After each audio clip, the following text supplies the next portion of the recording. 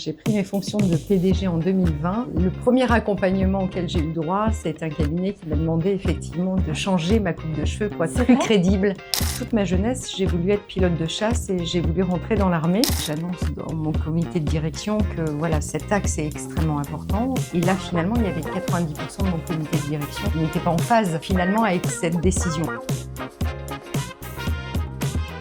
Aujourd'hui, dans ce troisième épisode de Orcade Média, j'ai le plaisir d'accueillir Cathy Collard-Gégère, dirigeante depuis 1 an de la célèbre enseigne de vin Maison Nicolas, fraîchement renommée Maison Nicolas.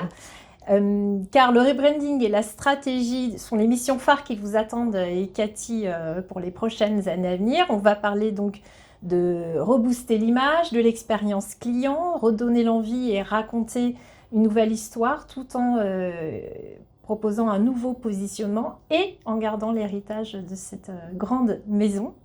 Bref, il y a du boulot. Absolument. Je vous remercie de m'avoir dit oui parce que je sais que vous avez un emploi du temps de ministre. Avec plaisir. Donc, merci beaucoup. Avec plaisir. Donc, si j'ai voulu vous recevoir ici dans ce podcast, c'est parce que vous avez un profil qui est peu commun.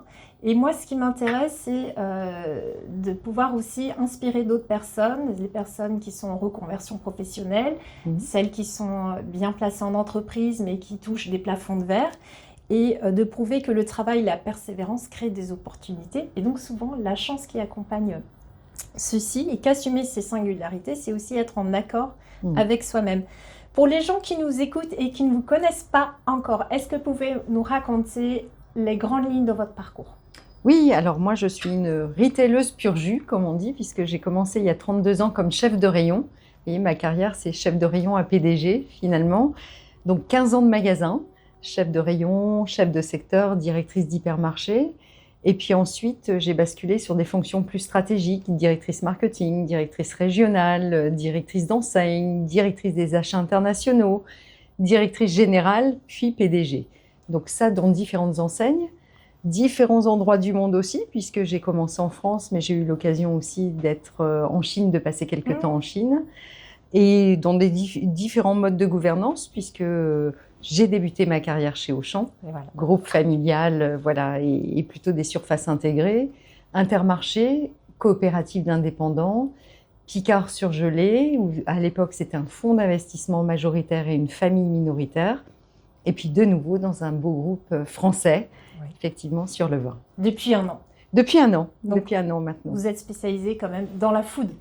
Oui, c'est ça. Et après avoir mangé toute ma vie, je m'étais dit qu'il était temps de boire.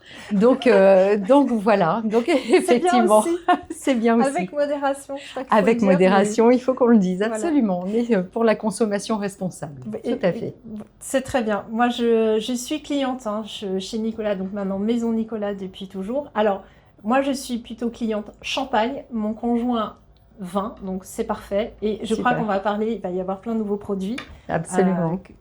Mais avant, j'aimerais rentrer dans le vif du sujet, puisque mon podcast s'appelle Orcade Média. J'aimerais vous demander, Cathy, est-ce que vous êtes du genre à sortir du cadre ? Oui. Même ma coupe de cheveux sort un peu du cadre et c'est ce qu'on m'a fait remarquer. J'adore le look, mais j'adore le look. Vous savez, quand j'ai pris mes fonctions de PDG en 2020, effectivement, le premier accompagnement auquel j'ai eu le droit, c'est un cabinet qui m'a demandé effectivement de changer ma coupe de cheveux pour être plus crédible en tant que PDG en France. Donc vous voyez, je suis hors cadre tout le temps puisque cette coupe, je l'ai depuis plus de 20 ans. Plus de 20 ans. Mais alors, est-ce que je peux vous demander qu'est-ce que vous avez changé dans votre coupe ? Si vous aviez, c'est ce qu'on appelle une coupe à la garçonne. Oui, un peu rock en fait, un peu déstructuré. Oui, et ça me correspond bien. Enfin, moi, je pense que effectivement, il faut être aligné, en tout cas avec qui on est, avec son style, et c'est comme ça on a effectivement toute notre bonne façon de dédier aux autres. L'image compte beaucoup, et quand on a une singularité, quelque chose qui se distingue, ça peut être une couleur, une coupe de cheveux, etc. Vous êtes tout de suite reconnaissable, identifiable. Donc j'avoue que j'aime beaucoup. Merci beaucoup. C'est pas courant, mais j'adore. Non, c'est pas courant, et effectivement à l'époque. Très apprécié. Moi, j'aime beaucoup. Merci beaucoup. Alors, vous avez une double vie. Donc, vous êtes dirigeante dans le retail et vous êtes aussi réserviste au sein de l'armée de l'air. Absolument. C'est une passerelle qui est assez surprenante. Comment ça se traduit dans la vie de tous les jours ? Alors déjà, cette passerelle est surprenante, et puis oui et non, parce que finalement, moi, je me suis construite dans un milieu militaire. Mon père était militaire de carrière, et en fait, la notion d'engagement, de faire corps avec son équipe, voilà, m'a toujours interpellée. En tout cas, je me suis construite avec ça, ce qui fait que finalement, toute ma jeunesse, j'ai voulu être pilote de chasse et j'ai voulu rentrer dans l'armée. Si ce n'est qu'au détour d'une rencontre à un salon de l'étudiant, finalement, j'ai été happée par une école de commerce. Mais voilà, j'ai toujours eu dans le coin de ma tête, effectivement, cette armée qui m'a toujours effectivement guidée sur mes valeurs. Et donc, quand j'ai eu un petit peu plus de temps sur ma période de transition entre Picard et Maison Nicolas, il était important pour moi de me réaligner et de renouer finalement avec un vrai environnement qui avait beaucoup de sens, qui résonnait avec mes valeurs, d'où mon engagement dans l'armée de l'air et de l'espace, et donc dans la réserve citoyenne, effectivement. Donc, ça se traduit au quotidien par des cercles de confiance dans lesquels on participe sur de la gestion de crise, par une connaissance de l'armée, par aussi faire rayonner finalement l'armée au dehors, parce que c'est un milieu qui peut être relativement fermé, méconnu. Et pour autant, voilà, il y a beaucoup de passerelles entre le métier de dirigeant finalement et puis embarquer les troupes quand on est effectivement dans l'armée. C'est ça. Mais moi, je vois de plus en plus quand même des militaires qui prennent la parole sur les réseaux sociaux, justement. Alors, je ne sais pas si c'est le contexte, puisqu'on cherche à recruter de nouvelles recrues, etc. Mais je trouve qu'on redore un petit peu l'image et on la rend un peu plus séduisante, plus accessible. Plus accessible, oui. Il y a ces passerelles, effectivement, parce qu'on voit qu'on a des métiers relativement proches qui n'ont effectivement pas les mêmes enjeux, mais pour autant, il est important effectivement que l'armée puisse avoir aussi ce porte-voix à l'extérieur. Alors vous avez raison, il y a des notions de recrutement, mais pas que. Je pense qu'effectivement, on voit bien les crises géopolitiques qui nous entourent et qu'on a besoin finalement de comprendre les uns des autres, effectivement, quelle est la place de chacun, quel est le rôle et comment chacun peut s'aider aussi dans ces moments-là. Oui, exactement. Et je sais que Stéphane Fritz, que j'ai eu avant en interview, a également passé par la Légion étrangère également, donc ça fait 2 profils qui se suivent. Et les questions que je lui ai posées à lui également, je les répète aussi à vous, j'ai l'impression que l'armée aide quand même à incarner un certain leadership et à prendre des décisions et à manager. Et finalement, je me dis, est-ce qu'on ne devrait pas tous un petit peu passer par cette école quand on est en entreprise ? Mais c'est vrai qu'effectivement, mais même le service militaire, un temps, finalement, on ne parlait pas d'inclusion parce que c'était le service militaire qui permettait de mettre tout le monde finalement à égalité, la même tenue, la même coupe de cheveux, voilà, la même discipline, quel que soit votre niveau social, finalement, votre origine, etc. Donc oui, je pense que l'armée était précurseur sur ces sujets-là. Et puis effectivement, la notion d'engagement est extrêmement importante dans l'armée, parce que c'est l'engagement d'une vie, des fois. Enfin, on risque sa vie, effectivement, dans certaines missions. Donc, donner du sens, fédérer, aller trouver les moteurs de chacun pour effectivement fédérer derrière et engager des unités au service d'une mission, je pense que c'est effectivement là aussi la mission de tout manager. Donc il y a beaucoup de choses qui se retrouvent finalement dans les valeurs des uns des autres, et puis même la confiance. Enfin, vous voyez, effectivement, on parle des pilotes de chasse, mais quand en 7 minutes, ils sont capables de prendre leur rafale et que un collègue vous a fait le plein de carburant, un autre s'est assuré que vous avez le bon parachute, un autre que les équipements fonctionnent bien, vous ne remettez pas en cause systématiquement ce qu'a fait l'un et l'autre, et pour autant, vous partez avec tout cela et votre vie en dépend. Donc la notion de confiance est incarnée aussi de manière exceptionnelle, puisque là aussi, on fait confiance à ses collègues jusqu'à engager sa vie. Donc moi, ce sont des valeurs effectivement qui m'ont construite, qui ont été incarnées à l'heure où j'étais très jeune finalement, que je retrouve aujourd'hui avec plaisir et qui résonnent tellement là où finalement on est peut-être en crise du travail, où l'engagement est peut-être un peu plus compliqué des fois, où effectivement cette notion de sens est attendue par tout le monde, et je trouve que là pour le coup l'armée l'incarne terriblement.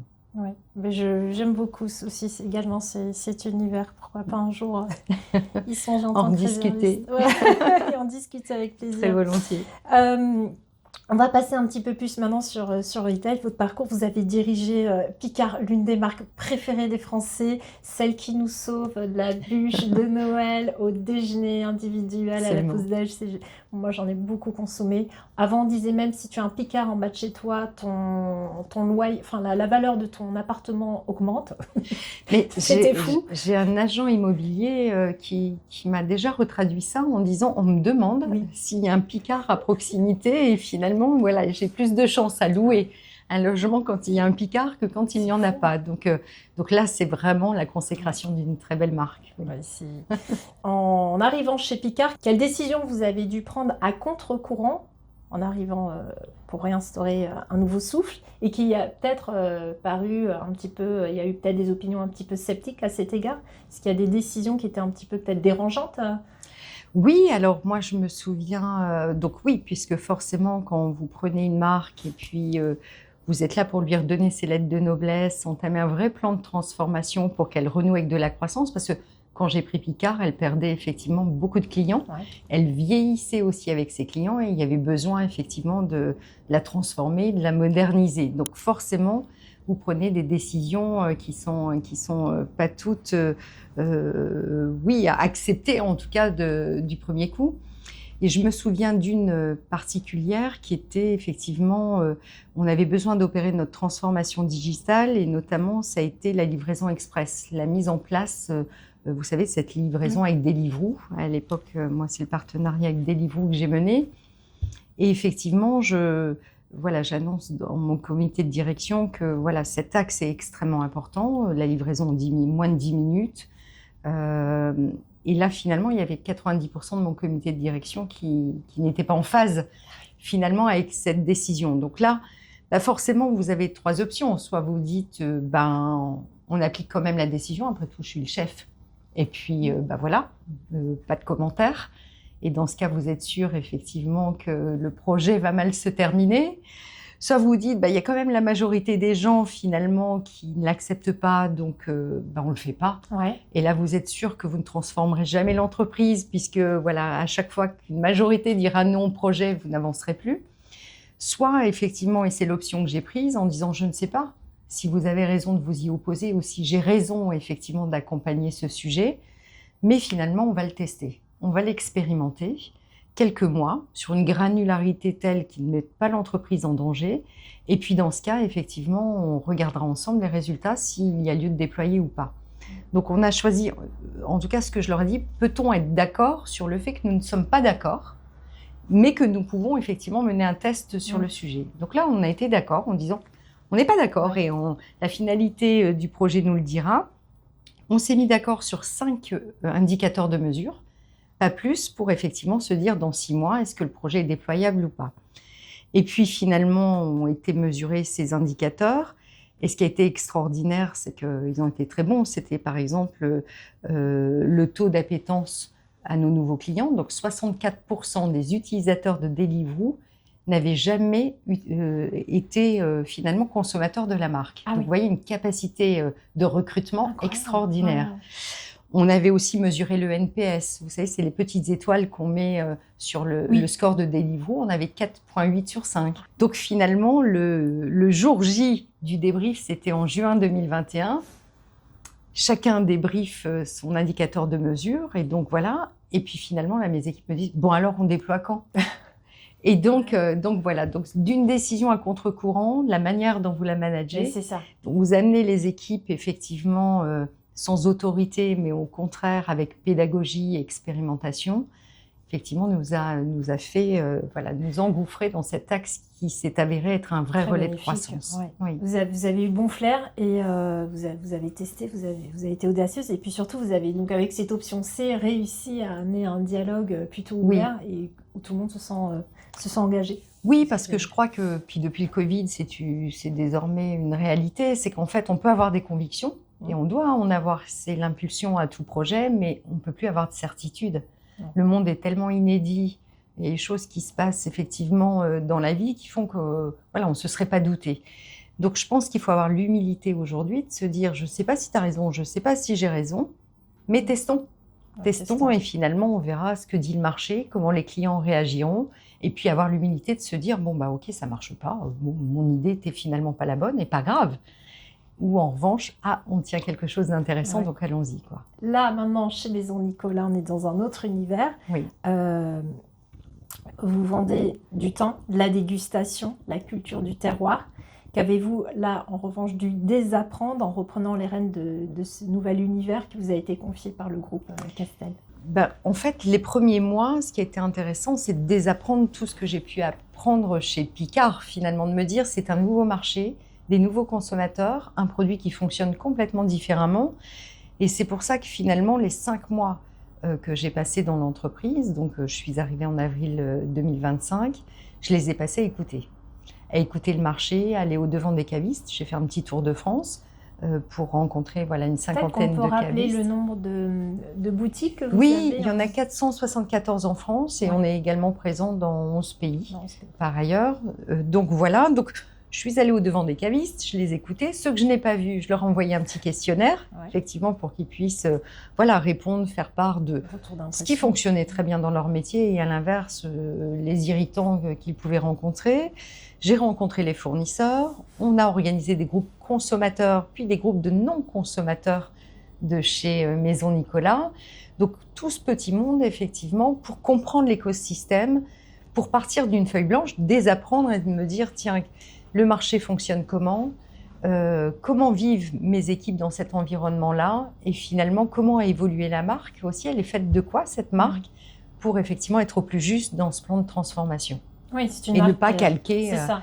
Finalement. Puisqu'on est quand même sur une marque qui a presque 200 ans, je crois. Oui, qui a plus de 200 ans puisqu'elle est née en 1822, donc par son fondateur Louis Nicolas. Donc effectivement, important de se dire comment je la respecte, cette marque, parce qu'elle a quand même fonctionné 200 ans sans moi. Donc c'est qu'elle est résiliente et qu'elle a de belles fondations. Et en même temps, comment je l'équipe moi, comment je l'amène effectivement à aller chercher les prochaines années de manière vaillante. L'importance de garder l'héritage dans une maison. Mais relancer Maison Nicolas, c'est pas juste une question de stratégie et de résultats, même si je sais qu'on est dans un monde où les résultats priment surtout. C'est un pari aussi sur vous. C'est quoi le risque personnel que vous avez pris en disant oui, j'accepte cette proposition? Le risque personnel, c'était sortir de ma zone de confort. C'est vrai que je ne suis pas une spécialiste du vin, loin s'en faut. J'intègre un groupe qui en plus est sur toute la filière. C'est la famille Castel, ce sont des vignerons, c'est aussi des négociants. Et puis avec la brique Maison Nicolas, c'est effectivement un commerçant. Donc c'était aussi de se dire, finalement, certes, je vais sur un métier de retail que je ne connais pas, mais un produit que je méconnais, qui est quand même l'art de vivre à la française, une filière complète que je ne connais pas. Je ne connais pas la terre, je ne connais pas l'industrie. Donc c'est aussi passionnant pour moi de me dire, je vais continuer à apprendre. Et puis c'est une marque qui est tellement connue, qui nécessite d'être incarnée. Et j'en suis le premier ambassadeur, donc effectivement, je m'expose aussi. Donc, c'est aussi une prise de risque, finalement, que de s'exposer dans les médias régulièrement pour aller annoncer les options que je peux prendre avec mes équipes. Donc oui, c'est forcément un vrai pari personnel aussi. Moi, je pense qu'ils ont fait un bon casting parce que, comme je vous ai dit en off, je vous ai entendu sur France Inter le 3 janvier. J'ai vraiment beaucoup aimé. Je trouve qu'ils ont trouvé un très bon personnage. Merci je vous vois un petit peu comme la Xena la guerrière du retail. J'aime beaucoup. Alors, vous avez lancé donc, ça y est, la nouvelle campagne qui se nomme Maison Nicolas, grande ouverte depuis 1822. C'est une campagne évoque l'hospitalité, la convivialité, la curiosité. Qu'avez-vous bousculé, accepté de voir perdre de certaines choses qui étaient mises en place pour que la magie puisse opérer? Qu'est-ce que vous avez mis en place? Oui, alors cette grande campagne est issue en fait de toute la plateforme de marque, qui est notre premier levier de notre plan de transformation, qui était de se dire comment je repositionne la marque dans la vie des gens d'aujourd'hui. voyez, les verbatims, en fait, que j'ai récoltés, moi, dans les premiers mois, finalement, de diagnostic de cette marque, on me disait: «Ah oui, Nicolas, c'est la marque de mon père, de mon grand-père». Bon, mais moi, j'y vais pas vraiment, quoi. Bon, je me suis dit: «Super, je suis contente d'être dans l'affectif des gens, mais ça suffit pas pour effectivement faire un business». Donc en fait, on a travaillé sur le repositionnement de cette marque en disant: «Qu'est-ce qu'elle veut être aujourd'hui ?» Et cette marque, ce qui est intéressant, c'est qu'elle est née en 1822, on se l'est dit, et que la convivialité est née en 1825. Ah ouais. Et rentrée dans le dictionnaire français en 1825. Donc on se dit, finalement, depuis que la convivialité est née, nous étions là. On a accompagné tous les instants de convivialité. Donc se dire qu'on est source de convivialité, c'est pas galvaudé. Et puis au-delà de ça, c'est que la convivialité, c'est certes des moments de joie, mais c'est même aujourd'hui finalement une cause essentielle pour l'humanité, parce qu'on voit que 8 Français sur 10, à notre époque, souffrent de solitude. Donc on voit même que recréer du lien autour d'instants de consommation, d'instants partagés, de convivialité, c'est aussi devenu extrêmement important. Et c'est là-dedans, effectivement, qu'on veut s'inscrire. Et puis Maison Nicolas, pourquoi avoir changé le logo qui n'avait pas changé depuis 90 ans. Ouais, ça fait 90 ans que l'entreprise s'appelle Nicolas. C'est parce qu'effectivement, cette maison, c'est le trait d'union entre ce qu'on a toujours été. 1822, quand Louis-Nicolas ouvre ses premiers magasins, il les appelle Maison Nicolas. Ah, d'accord. J'ai des photos de devanture Maison Nicolas, et dans ses écrits, il parle de son entreprise comme ma maison fondée. Vous êtes allé puiser dans les archives. Exactement. Pour respecter l'ADN de l'entreprise, il ouais. fallait effectivement que je comprenne toute l'histoire de l'entreprise. Et en même temps, maison, c'est ce qu'on veut être aujourd'hui. C'est-à-dire, on veut pas être la grande distribution, ces grandes surfaces. On veut être une maison qui vous accueille via le caviste, où c'est chaleureux, où on partage un bon moment d'intimité, parce que c'est quand même ça que de faire part de ces événements, où c'est pas se boire un verre à la maison. Et puis, ça donnait lieu où on s'est dit, tiens, ça c'est le logo, et puis comment on le retraduit dans une campagne publicitaire. Et ça a été se dire convivialité. Vous savez qu'on ne peut pas utiliser convivialité dans la loi E20. On ne peut pas associer, on ne peut pas associer, notre pays étant tel que on ne peut pas associer l'alcool à la convivialité, au partage, au plaisir, etc. Okay. Donc en fait, quand je communique en termes de publicité, on ne peut pas utiliser le mot de convivialité, donc on s'est dit comment on retraduit dans un concept publicitaire cette convivialité. Et on s'est dit grande ouverte. Grande ouverte, c'est aussi la réconciliation, parce que vous voyez, notre campagne de pub s'est divisée en deux, en disant vous pouvez être mousse ou mousseux. Donc c'est aussi une campagne de la réconciliation. À l'heure où les crises, les guerres divisent, les politiques divisent, on s'est dit, et si nous étions la marque de la réconciliation, quel que soit ton goût, quel que soit l'événement, quel que soit ton âge, finalement, tu es sûr que tu seras accompagné dans tes moments de convivialité chez Maison Nicolas. D'accord. Voilà un petit peu l'histoire de notre repositionnement. J'en ai appris vraiment beaucoup, là, juste... Merci beaucoup. Aujourd'hui, les nouvelles habitudes du healthy care, justement, vous parliez de la loi E20, toutes les contraintes liées à la consommation d'alcool, le pouvoir d'achat qui tire la tête, les guerres, etc. Comment on fait pour franchir tous ces obstacles quand on doit relancer une machine grosse comme Maison Nicolas? Effectivement... beaucoup d'imagination. Oui, aussi. Mais c'est vrai que toutes ces raisons que vous venez d'évoquer contribuent à une déconsommation d'alcool. L'hygiénisme, la prise de conscience pour la santé, le fait que, quand on conduit, on ne boit pas d'alcool, et tout ça est bien normal, conduit à une déconsommation. Donc on s'est dit que finalement... notre objectif n'est pas de faire boire plus les gens ou de faire consommer plus les gens, mais au contraire d'élargir notre assiette de consommateurs. Et donc notre plan de transformation, c'est d'aller chercher plus 5% de nouveaux consommateurs par an. Donc comment on y va? On y va par ce plan de transformation, dont le premier levier, je vous ai parlé, c'était de se dire, allez, comment on reparle aujourd'hui dans la vie des gens, comment on occupe une place dans la vie des gens, tout ce repositionnement de marque. Le deuxième levier, c'est effectivement mettre le client au cœur de notre stratégie. Donc, comment on le connaît? Chantier data, comment on utilise la data pour bien comprendre qui est notre client, comment on le reconnaît. On a un gros chantier, nouveau programme de fidélité. Comment on lui fait vivre une expérience inimitable? Lancement de nouveaux produits pour coller aux tendances du marché. Boissons sans alcool, je crois. Notamment boissons sans alcool, parce que j'avais là aussi une vraie conviction de me dire que finalement le sans-alcool, c'était pas tant une cible, mais c'était plus un instant de consommation et que ça s'adressait aux gens qui consomment de l'alcool, mais qui ponctuellement veulent du sans-alcool. Parce qu'on est enceinte, parce qu'on prend des cachets, parce que demain on fait un marathon, parce que tout à l'heure je reprends ma voiture. Alors effectivement, j'ai besoin de sans-alcool. Et j'ai pris le parti pris de me dire, donc ce sont nos clients, donc il faut devenir référent sur le sujet, donc lançons effectivement notre propre marque de sans-alcool. Et c'est ce que nous avons fait en fin d'année dernière. Et je peux vous dire, elle rencontre un très grand succès. Oui, j'ai vu sur Instagram, il y a le cocktail, un de mes préférés, c'est l'expresso martini. Oui, alors ça, c'est pas sur notre gamme. Ah, c'est pas sur votre gamme. Mais ceci dit, voilà, on n'est pas sectaire. Donc effectivement, on rentre. Vous êtes ouvert à d'autres. On est ouvert, exactement. On est grande ouverte aussi à différents partenaires. Voilà. Donc, on rentre d'autres produits, effectivement, mais en plus, on a rentré la marque Nicolas. Nicolas, d'accord. Sans alcool, c'est un vin désalcoolisé, 0,0. Okay. Et donc, en fait, on a un effervescent, un vin rouge, un vin blanc, un vin rosé, et qui sont issus de notre propre usine, en fait, qui est près de Nantes, installée près de Nantes, et qui permet une désalcoolisation, je dirais, extrêmement vertueuse, parce que, en fait, vous fabriquez un vin, et quand vous enlevez la molécule alcool, vient toujours se loger dessus l'arôme du vin. Et donc, en fait, jusque-là, si vous voulez, on n'arrivait pas à dissocier les deux. Donc, beaucoup de produits sont faits avec des arômes artificiels ou un ajout de sucre. Parce que sinon, vous avez une eau de vin qui est quand même pas très bonne, finalement.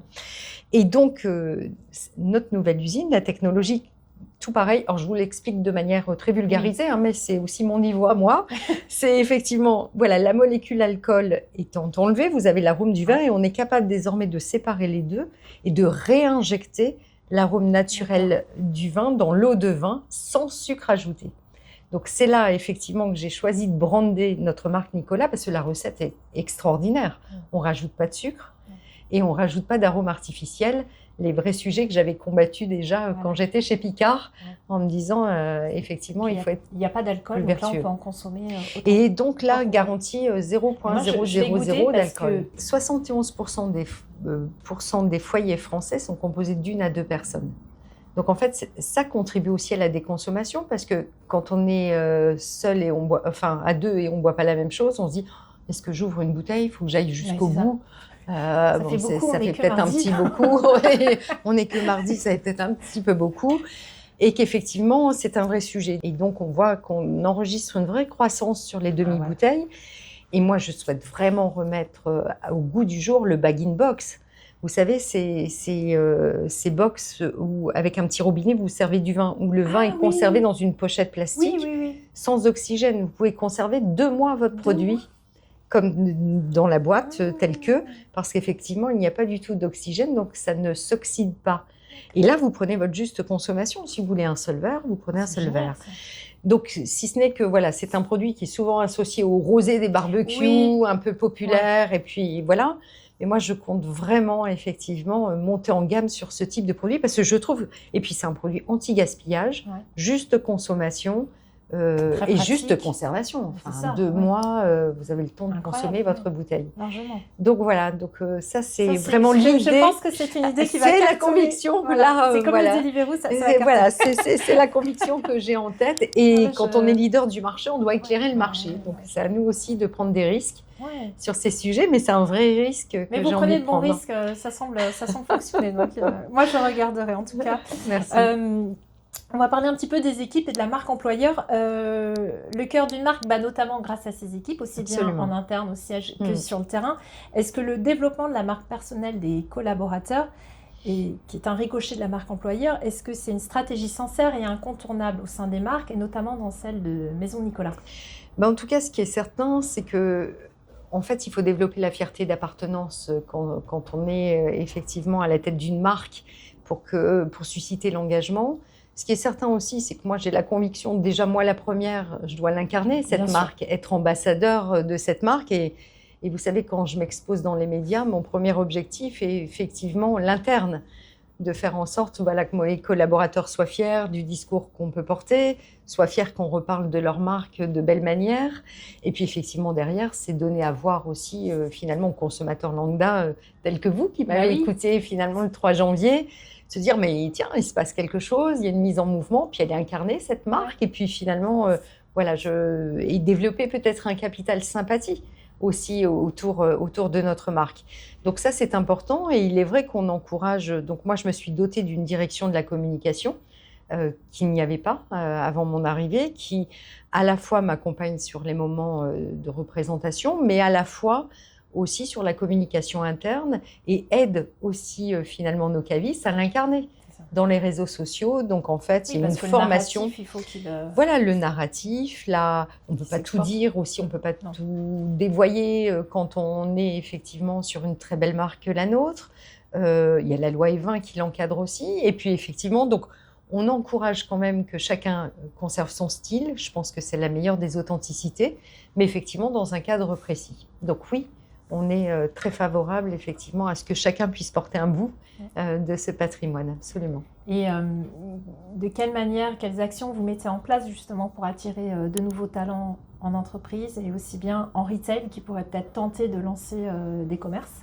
Oui. Alors, on nourrit toute la marque employeur, comme on se l'est dit. Donc déjà, le fait d'avoir une vision, d'avoir effectivement un plan de transformation que l'on communique à l'extérieur donne aussi à voir que c'est une entreprise qui est en mouvement et ça c'est intéressant pour recruter. Ensuite, on a effectivement organisé des job dating. Quand on recrutait par le passé un caviste, on le recrutait ici à Thiers, qui est juste pas l'endroit dans lequel il allait effectivement opérer ensuite. Donc en fait, désormais, on organise des job dating dans des caves. C'est souvent, ça se passe à la Madeleine pour Paris. Et puis effectivement, ils ont avant tout un caviste qui vient leur parler. On leur parle du vin, de la culture, avant même finalement d'entrer dans un entretien de recrutement. Et ça dit beaucoup finalement de la modernité de la marque, de l'attention qu'on porte aussi aux gens, avant même effectivement de les considérer comme des candidats. En France, on se plaint beaucoup d'autres choses. On parle beaucoup d'inclusivité et notamment de l'agisme, de l'emploi des plus de 50 ans. Quel est votre regard à ce sujet? Et y a-t-il un terrain à creuser pour imaginer justement une meilleure symbiose intergénérationnelle entre l'ensemble des employés, des collaborateurs?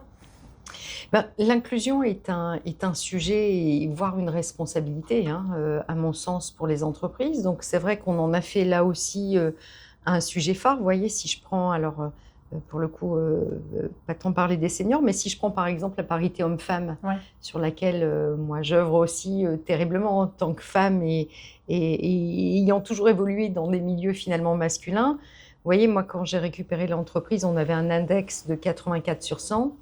Il est sorti le mois dernier à 96 sur 100. Donc en un an, vous voyez tout le travail que l'on a fait effectivement pour effectivement être dans les meilleurs de la classe sur le sujet. Pareil, on accueille sur des journées handicap des personnes en situation de handicap pour découvrir nos métiers. On monte des partenariats avec les missions locales également. Et puis effectivement, moi déjà, je pense que l'exemple vient toujours de la tête, du patron. Vous voyez, mon comité de direction que j'ai refondé à 50%, eh bien, j'ai pu recruter des personnes jeunes. Mon directeur de la communication, quand je l'ai recruté, il avait 28 ans. Et j'ai pu recruter, effectivement, mon patron de réseau avait 57 ans.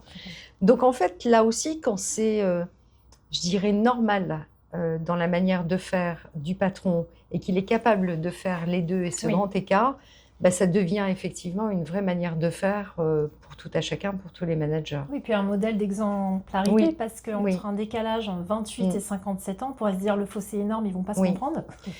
Et pour autant, ça fonctionne très bien parce que je pense, là aussi, ce qui est important, c'est que moi, quand je recrute, je vais forcément chercher un talent, de la compétence dont l'entreprise a besoin sur un moment, et je vais chercher une posture.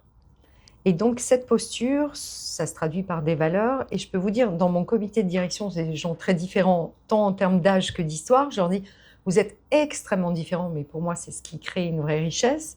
Mais j'aurais dit, en revanche, on se retrouve tous sur un socle commun qui est le socle des valeurs, qui pour moi est non négociable.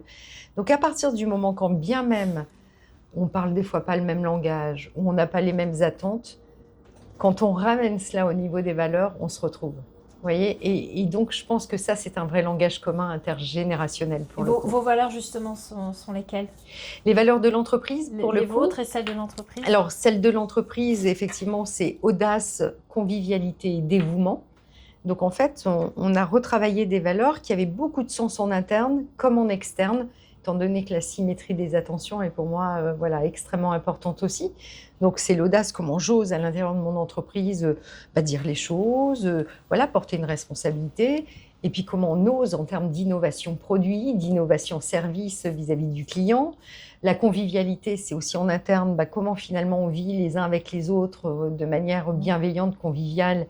Et la convivialité vis-à-vis du client final, c'est aussi comment on lui fait passer des bons instants de consommation et comment on s'adresse à lui plus qu'à un acheteur de bouteilles de vin, mais non, à quelqu'un qui veut voilà, ne pas rater son moment de convivialité. Et le dévouement, c'est aussi une posture qu'on doit avoir tout à chacun, de comprendre le métier de l'autre. Et puis vis-à-vis du client final, c'est je suis à ton service. Et donc, voilà, donc des valeurs qui sont extrêmement importantes et phares chez Maison Nicolas. Et puis après, les miennes c'est, je pense, l'humilité. Parce que pour réussir effectivement dans ce milieu du retail depuis 30 ans... l'humilité, c'est pas ce qu'on retrouve chez tout le monde. Ah oui, mais pour moi, à mon avis, j'ai l'humilité de me dire que j'apprends tous les jours et qu'à un moment, je ne sais pas, donc je vais tester. Il y a aussi l'exemplarité. Moi, je pense qu'effectivement, je ne décide pas de choses que je ne m'applique pas moi-même. C'est important. L'authenticité aussi. Je pense que je donne à voir beaucoup de choses à mes équipes. C'est jamais parfait, je pense, mais c'est moi. En tout cas, et que ce que je suis, dans mes rêves, dans mes envies, dans comment je perçois les choses. Et donc, je pense que ça crée beaucoup d'accessibilité. Et puis, c'est aussi de la congruence. On dit ce qu'on fait, on fait ce qu'on dit, et tout ça doit être aligné. Voilà, je dirais les principales valeurs, effectivement, en ce qui me concerne. Eh bien, on va arriver on s'approche de la fin et on va continuer sur vous. Cathy, autrement. J'ai cru comprendre que vous aimiez le rugby. Le rugby faisait partie de vos passions ? Alors, le rugby, j'aime le rugby. Oui, j'aime le rugby, le foot. Alors, mon frère, mon père, c'est plutôt des joueurs de foot. Mon mari est plutôt rugby. Donc, voilà. Mais c'est vrai que c'est des sports collectifs français que j'aime beaucoup. Oui. Football masculin, féminin, tout ? Alors, j'ai plutôt été tentée de regarder le football masculin qui était plus médiatisé un temps, mais j'avoue que... Parce que là, ça marche très bien, le football. Absolument, mais j'avoue qu'effectivement, c'est très plaisant, oui. Ça pourrait être possible un jour que Maison Nicolas puisse s'associer à... Alors, possible, oui, à l'intérieur, si vous voulez, du complexe, mais pas sur les maillots, etc. Nous ne pouvons pas, toujours pareil, en tant que marque d'alcool, effectivement. Pardon, mais oui, mais voilà. Alors que un tas de sportifs sort son champagne, qui sa tequila, qui tous les sportifs. Messi, si on reprend le foot, a sorti son alcool aussi. Donc, Brad Pitt aussi, non? Oui, Brad Pitt, oui, tout à fait. Donc tout le monde est en train de sortir. Kombucha, c'est vachement à la mode, ça. Voilà, de sortir effectivement. On vient de rentrer le kombucha dans nos gammes. Voilà, alors ça, ça passe pas. C'est vrai? Pas du tout. Bon, pas du tout. C'est vrai, vous avez les intestins qui refusent. Je sais pas, je trouve que c'est comme le matcha, c'est très... Oui. Question de goût donc. Question de goût. Alors Cathy, quand vous n'êtes pas au travail, qu'est-ce que vous faites? Qu'est-ce que vous aimez faire? Comment vous vous occupez? Est-ce que pendant les vacances vous décrochez complètement ou pas du tout? Non, j'ai quand même du mal à décrocher. Je pense que c'est dans ma nature, c'est-à-dire que effectivement, j'ai besoin de rester connectée à mon entreprise pour être sûre que tout va bien. Et puis, je suis quelqu'un qui fait de tout une opportunité. Donc, je suis aussi quelqu'un qui va dans un restaurant ou qui voit un service qui dit « Ah, tiens, comment je peux le tirer pour mon entreprise ?» Donc, j'ai de la chance, effectivement, d'être mariée à un mari qui comprend complètement, effectivement, ma manière de fonctionner. Donc, tout ça va bien. Et ce que je fais, le week-end, écoutez, je prends plaisir à retrouver ma famille puisque je suis célibataire géographique la semaine. Donc, je suis ici du lundi au vendredi. Et qu'effectivement, je suis plutôt dédiée à ma famille le week-end. Et donc, c'est les balades avec le chien. Vous habitez loin Alors, j'habite entre le nord, où on a une maison, et puis Gérardmer, où effectivement, on est en train de reconstruire là aussi une maison, puisque mon mari est d'origine alsacienne aussi. Donc voilà. Ok, super. Mm. Que dit de vous la personne en qui vous avez le plus confiance? Alors, sans filtre. Hein.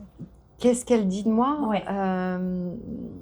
Je pense qu'elle doit dire que je suis quelqu'un de fiable et quelqu'un de solide. Ouais, fiable, solide et ouais, assez proactive. En même temps, elle doit dire un putain de caractère quand même. Ah oui. Ah oui, oui, oui, oui, oui. Elle prend beaucoup de place. Ça se voit, hein, enfin, dans Voilà. un bon sens, hein, mais... Elle prend beaucoup de place, Ouais. quand même. Je suis quelqu'un qui prend quand vous même êtes un très peu de vivante. place. Vous êtes très Oui, vous avez voilà. l'air d'être très épicurienne. Voilà. Ouais. Oui, c'est ça. C'est complètement ça. Donc, oui, il y a de ça. Donc, plutôt quelqu'un de gai, joyeux. Enfin, je pense que les gens me voient rarement faire la tête. Enfin, et en même temps, voilà, je prends de la place. J'ai des vraies idées. Je les exprime avec conviction, avec force des fois. Donc, oui, j'ai du caractère. Et comment vous vivez les déceptions, donc notamment plutôt professionnelles, mais quand on a votre position, comment on fait? Est-ce que vous avez le souvenir d'avoir vécu professionnellement un échec qui vous a mis un peu KO? Échec, non, je pourrais pas dire ça. En tout cas, j'en ai pas en tête, mais des choses, enfin, ou quand vous quittez une entreprise, enfin, c'est aussi des fois vous quittez une entreprise parce que voilà, vous n'envisagez plus l'avenir. C'est à chaque fois des périodes qui me mettent un peu KO parce qu'il y a un cycle de deuil, comme quand vous vous Oui. séparez de quelqu'un.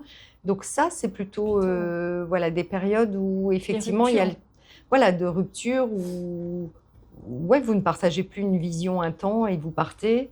Là, c'est plutôt des périodes où à chaque fois je vis un vrai cycle de deuil. Donc je suis en colère, je suis triste, je suis dans le déni en disant mais merde quoi, pourquoi? Oui, donc vous avez quand même vous aussi vos phases de Ah, j'ai mes phases de doute, de déprime. oui, down, j'en ai comme tout le monde. Et j'accorde le temps humain à cela parce que c'est important. En tout cas, je pense que de visiter ces différentes phases. Et puis après, c'est ce que je dis, en fait, on a le droit d'être triste et le droit d'être en colère et le droit d'être frustré et d'être malheureux. Et on a le devoir de rebondir, en fait. Donc je pense qu'il faut s'accorder ce droit-là, d'être down et de l'assumer et pas de sujet. Et puis après, on a le devoir de rebondir. Donc rebondir pour moi, c'est effectivement se réaligner, d'aller chercher ce qui fait du bien. Dans cette phase de transition, je suis allée chercher mon engagement dans l'armée pour me remettre effectivement droite avec toutes ces valeurs. Je suis allée chercher un conseil d'administration dans une start-up, une petite start-up, mais où j'étais vraiment dans la transmission de mon métier et j'avais vraiment le sentiment d'être utile. Et je suis allée aussi chercher un engagement comme présidente de la fondation d'un groupement d'écoles de commerce. Et là, effectivement, pour travailler sur la précarité des jeunes, sur l'empowerment des jeunes femmes. Et là, j'ai le sentiment, là aussi, de pouvoir apporter quelque chose. Donc, vous voyez, voilà, donc très vite, j'explore toutes ces phases de deuil et je me laisse ce temps humain. Et puis très vite, je reprends de vrais engagements qui sont importants pour moi dans mes valeurs. Ouais. Toujours la même chose, c'est que je me reconnecte à des univers qui incarnent les valeurs que je porte. Et ça fait que ça me remet droit tout de suite. Et quand on est réaligné, alors on peut repartir sur de vrais défis et de vrais challenges. Je rebondis justement sur les jeunes, puisque vous êtes engagée avec eux. Aujourd'hui, avec le contexte actuel qui est quand même hyper instable, assez flippant, qu'est-ce que vous pourriez donner comme conseil à ces jeunes qui craignent un petit peu l'avenir et qui arrivent sur le marché du travail? Et moi, je pense qu'en fait, déjà, il faut avoir l'honnêteté de se dire ce pourquoi on est fait, ce pourquoi on n'est pas fait. Enfin, je pense que la première étape, c'est se connaître. Avec, je dirais, beaucoup d'humilité, là aussi, de se connaître. On n'est pas tous prêts à tous les renoncements. Être directeur général d'un groupe, bah oui, c'est pas conduire son enfant à l'école le matin, parce que vous êtes là, dans le retail en tout cas, pas aller le chercher le soir, bah oui, parce que vous êtes là aussi. Est-ce que vous êtes OK avec ces renoncements ou ça vous coûte trop? Donc, je pense qu'il y a un vrai travail déjà d'honnêteté. Je suis faite pour quoi?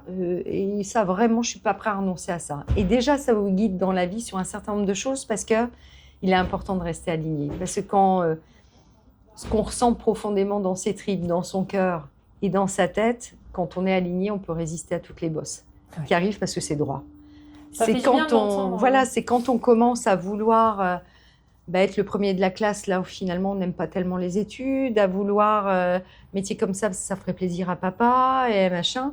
Et c'est là que commence la scoliose et le mal de dos. L'arrivée des l'IA, etc., les guerres, les jobs c'est très cyber, anxiogène. C'est quand même hyper... Oui, c'est anxiogène. Moi, j'ai un fils de 20 ans, vous voyez, qui a du mal à se projeter en disant c'est quoi mon métier de demain? Et peut-être qu'il n'existe pas encore, mais à détendre les gens en disant que de toute façon, il y a pas le pire, c'est de ne pas bouger, en fait, et qu'il n'y a pas d'erreur. Et que finalement, quand on prend une voie, on s'aperçoit que ce n'est pas celle-ci, on a déjà exploré, on sait que ce n'est pas ça, puis on a de toute façon appris quelque chose aussi. Et puis, le monde est bien fait. Enfin, je crois que quand on est extrêmement aligné, qu'on n'a pas de compromis avec tout ça, quand on est vraiment très honnête avec soi, le meilleur arrive. Effectivement, on attire le meilleur. Enfin, la vérité attire la vérité, quoi. Là, on était en début de carrière, mais si on arrive en fin de carrière, la retraite, de temps en temps, vous y pensez? Ça vous fait flipper ou parfois c'est tentant un petit peu? En fait, j'ai le sentiment que j'y serai jamais. Enfin, je n'arrive pas à imaginer. Les 64 ans, c'est pas... Non, c'est pas mon truc. Je me dis que je ferai les choses autrement. Parce que j'aurais peut-être l'air d'une vieille conne un temps à être directrice générale et qu'il faut savoir laisser sa place. Mais je serais ravie d'être dans des conseils d'administration, d'apporter de l'expérience, de pouvoir accompagner autrement. Ou faire du conseil, ou de pouvoir transmettre et accompagner autrement. Mais de là à me dire retraite complète, en fait... Faire du jardinage. Je ne sais pas faire, en plus. Je ne suis pas très douée. Je n'ai pas tous les talents, donc je ne sais pas faire du jardinage, je ne sais pas faire des choses manuelles, je ne sais pas faire du tricot, faire du crochet. Le travail, c'est la vie aussi. Mais moi, j'ai le sentiment que quand on reste en projet... En fait, c'est une certaine jeunesse qu'on s'achète aussi et que voilà. Enfin, moi, je trouve que j'ai pas assez de mes journées et je me vois pas avancer en âge parce que tellement j'ai le sentiment d'avoir la même énergie qu'il y a 30 ans, en fait. Hein.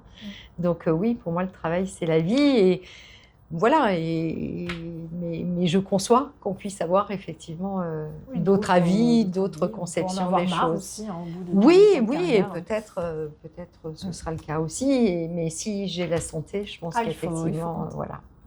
Alors, on va terminer sur un jeu miroir. D'accord. Très simple. Je vous pose des questions, vous répondez du tac au tac. D'accord. Cathy, si vous étiez un vin? Rouge. Rouge. Lequel? Bordeaux. Bordeaux. Ok. Si vous étiez une boisson sans alcool? Le kombucha, parce que moi, à l'inverse, ça me fait du bien aux intestins, j'aime beaucoup. Je vais peut-être réitérer l'expérience, je ne sais pas, je vais peut-être tomber sur la mauvaise... Essayez le gingembre. Le kombucha gingembre. Okay, pour moi, c'est le meilleur. Je vais essayer. Elle va me dire kombucha. Là, si vous étiez un plat picard? Un plat picard. Alors moi, mon plat préféré, c'était, vous savez, le riz gluant à la mangue dans les feuilles de banane. Ouais.